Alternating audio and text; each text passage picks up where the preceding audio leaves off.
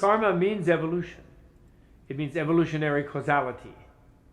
And therefore, karma means an action that you do codifies within you. Your parents have contributed to your cheekbones and your nose and your chin and your eye color and a lot of things about you through a very strange mechanism where some sort of molecule has like A, B, C, D, E, F, G, H, I, J, whatever it is, and they boil down the code for this type of structure, architecture of nose and eye, etc.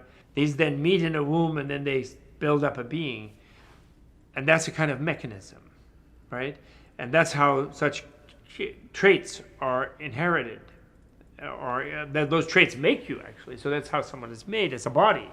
And the mind encodes traits from previous life. But here it's not just traits of the shape of the nose, it's traits of the shape of your generosity, or the shape of your stinginess, the shape of your patience and tolerance, or the shape of your anger and hatred, etc., the shape of your intelligence or the shape of your stupidity, etc.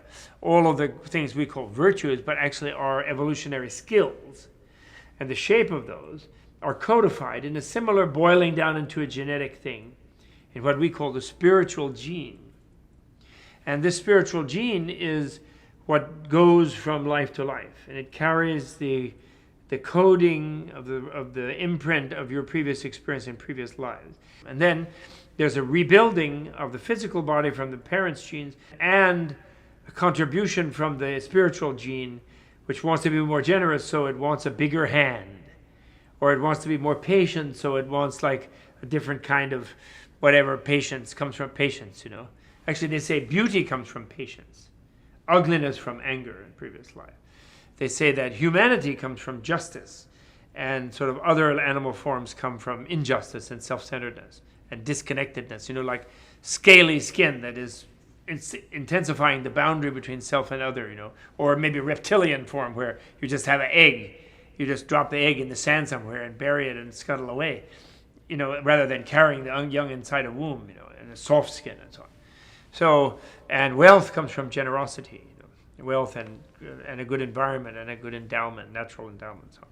So, they have it. It's like karma is a biological description or biological theory. It's not some mystical fate or something like that.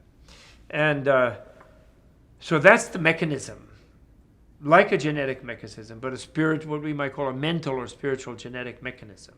You know, like for example, if you lift weights, you know, your arm gets strong. Someone doesn't come along and award you with a strong arm after you lift weights. The lifting of the weight itself reshapes the muscle. So similarly, if you give gifts, your mind develops its generosity muscle, if you will. It's an analogy, it's not really a muscle, but it develops that openness, that open-heartedness, and that feeling of abundant connection or detachment even from things, and because they sort of come to you and you give them. So you become, in a way, you expand your being through things, you know, through not being attached. If you attach and you close off, and then that increases your closedness. The way that you get away from violence is you recognize that it is self-violating, that harming another is harming yourself. When you recognize that, then you get away from it. Then you restrain yourself from doing it. That there's what's called the tenfold path of skillful and unskillful evolutionary action is what ethics is in Buddhism. And skillful evolutionary action is not killing others, not taking what they don't give to you, not abusing them sexually. Those are the three physical ones. Not lying, not causing discord among them, not speaking frivolously, and not speaking harshly are the four verbal ones. Not being malicious, not being greedy, and not being unrealistic are the three mental ones. And those are all evolutionary paths, and if you're skillful, you will do those, and if you do those, you will skillfully evolve toward an optimal way of being, which is Buddhahood. Completely blissful, and completely free, and completely aware, and therefore can optimally enfold those that it's aware of, who are not so completely aware, in a greater degree of awareness and freedom and blissfulness. And that's Buddhahood. That's what's called a Buddha.